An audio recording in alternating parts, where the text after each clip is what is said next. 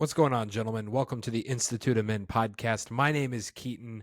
I am the host of this podcast. But on Wednesdays, we do Wisdom Wednesday, where we look at one proverb from the scripture, from the Bible, and we apply it to our lives because the big idea is if you get wisdom, you get everything else. If you think about the opposite, if you live foolishly, you make foolish decisions, things don't go well for you. If you make wise decisions, things tend to go well for you. So if you get wisdom, you get everything else. Better finances, more success at work, better relationships, better marriage. You'll raise your kids better. Everything gets better when you get wisdom. So if that sounds good to you, please hit that subscribe button down in the corner of the screen. Give us a like, share it with 10 friends.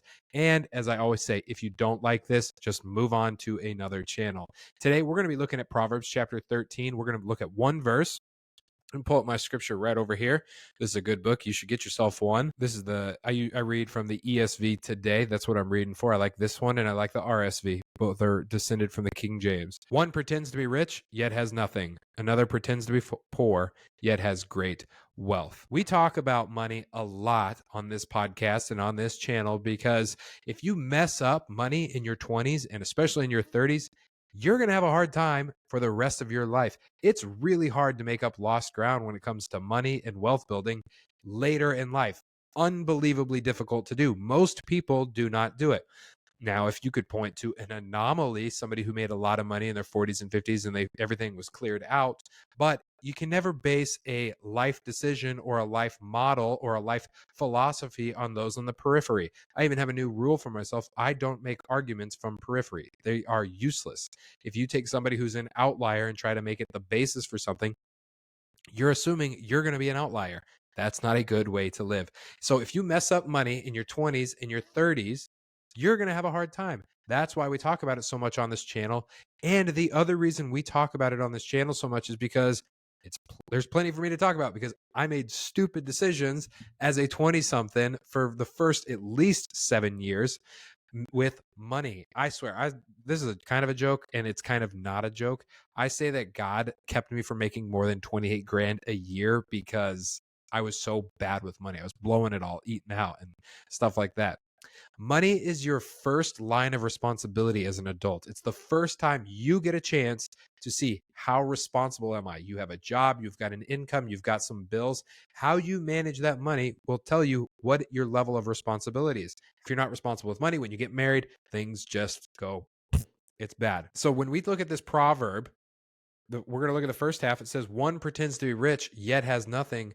That is a lot of us in the United States of America, especially in our 20s. We've got shoe game for days. Our outfits are on point. We drive a car we can't afford at $475 a month, and we've got $19 in our bank account no matter what our income is. I did this in my early 20s. You probably do this if you're in your 20s. You've got that great shoe game. I used to spend all my money at H&M, so I wasn't making a lot of money, but H&M was where I could afford to shop, and I would still find a way to buy my way into $12 in my bank account through $9 t-shirts. I had more t-shirts in my closet than I knew what to do with. I had plenty of shoes so I could impress my friends, not even the girls at my local church, but the guys I was friends with. I was trying to keep up with the shoe game of my boys.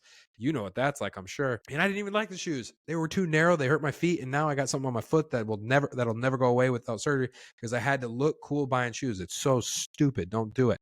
I'm pretending to be rich, but I had nothing. The other way I tried to pretend to be rich is I would buy nice gifts for people that I really couldn't afford. Instead of getting them a card for their birthday, it was like, here's $75 to Lululemon.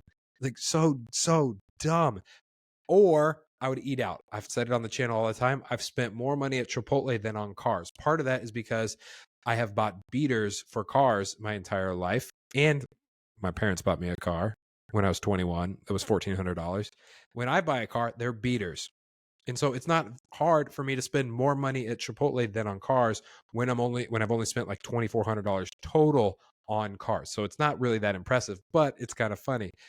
I would still eat out all the time. I'd buy groceries, don't want to cook. I'm eating out.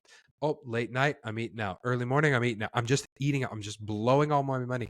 I'm pretending. Pretending to be rich doesn't mean you have nice things all the time. It means that you are pretending you have an endless flow of cash when you do not. The other one I want to talk about, one pretends to be poor yet has great wealth. We could talk about that from the from the point of view, from the perspective that you live underneath your means, you live on less than you make, you save money, you invest some money, you're going to have great wealth. Yes, you can definitely derive that from this proverb, but I want to talk about something from the human heart that is common in all men. It is putting trust in the deceitfulness of riches. It's letting your wealth become your place of security. So this is very, very common. This is more common than you might think.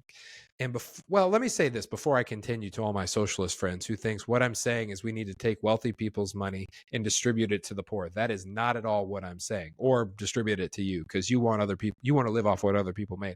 That is not what I'm saying at all. Wealth distribution is a form of stealing, and stealing is wrong. It's against the 10 Commandments. What I'm talking about is a human heart and the proclivity to put our trust in riches. And when you take what Jesus has said in the Sermon on the Mount, and you take other passages from the Bible, and you look at the attitude towards money, you can see this because in Matthew chapter 6, Jesus is talking about reputation and trying to secure ourselves by how we look. Do not be anxious about clothing, what you will wear. Even Solomon in all of his splendor was not like one of these. So many people spend all of their money, especially the high-end professions, lawyers, doctors, real estate agents, trying to look a specific way to send an image so that people think they are wealthy. You're putting your trust in what you look like, in your appearance, in your reputation, in what money can buy. And then other people, they hoard all of their money, refuse to buy anything, refuse to be generous, refuse to do what's good for other people and for their family and for themselves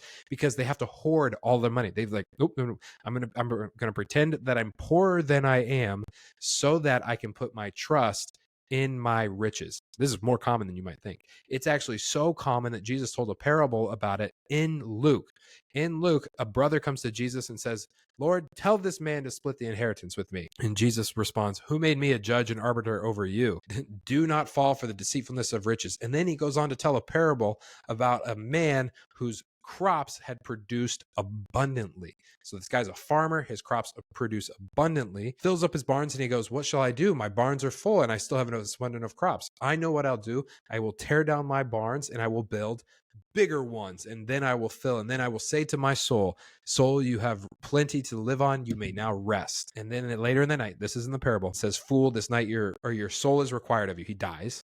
Whose then shall your goods be? And then Jesus says, do not fall for the deceitfulness of riches. What is this about? Is this about people who have huge 401ks and have a large savings, and because they're not giving everything away, they're living sinfully? I don't think so. I think the key to this line is my soul can now rest.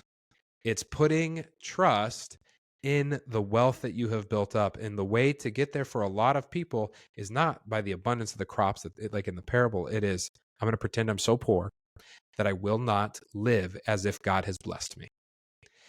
God does give you the power to get wealth. That is in Deuteronomy, and he apportions to people how he chooses, and you and I get to choose how we live. And the way to handle something like this, because a lot of questions are going to come up. A lot of questions are going to be like, okay, so is God asking me to give away everything that I've ever made and live very poorly? Or am I in sin because I have a high income? Or am I in sin because I'm spending all my money? Those are wrong questions. The way you handle money, if you're a Christian, whether you are rich or whether you are poor, is the exact same. Because if you're poor, you can worship money and be dependent on money and put all your trust in money. And if you're rich, you can do it too. It doesn't actually, your income on that one doesn't matter. You can still put all of your trust in the deceitfulness of riches. So the answer is you serve God. When Jesus tells us in the Sermon on the Mount, he says, you cannot serve both God, and the word is mammon. You cannot serve God and mammon. Mammon is money, but is also possessions. So possessions would be like that first crew who spends all that they have so that they look a certain way. They pretend to be rich, yet they have nothing. That's possessions. Or there's the people who hoard all the stuff. That's money, and they pretend to be poor. They just hoard their wealth. And what you're doing there in either one of those situations is you're either serving God or you're serving mammon. What that means is not it is where you place your trust. Where you place your trust matters. Are you placing your trust in God? Are you placing your trust in riches? If you go back to that parable, the ground produced plenty. The farmer didn't do anything. He sowed the seed, he tilled the soil, but he had no ability to make that crop grow. Only God could give that kind of growth. You and I today, we have technological advances that allow us to kind of control things more, but the outcome is still the same. You can still trust God with the abundance or with whatever he has given you, or you cannot. And you can serve mammon or you cannot. What I'm trying to get at with this entire podcast is not necessarily responsible money management. It's the attitude of, where am I going to put my trust? Where am I going to put my trust? When you put your trust in the right place, then you're able to actually take care of things much, much easier.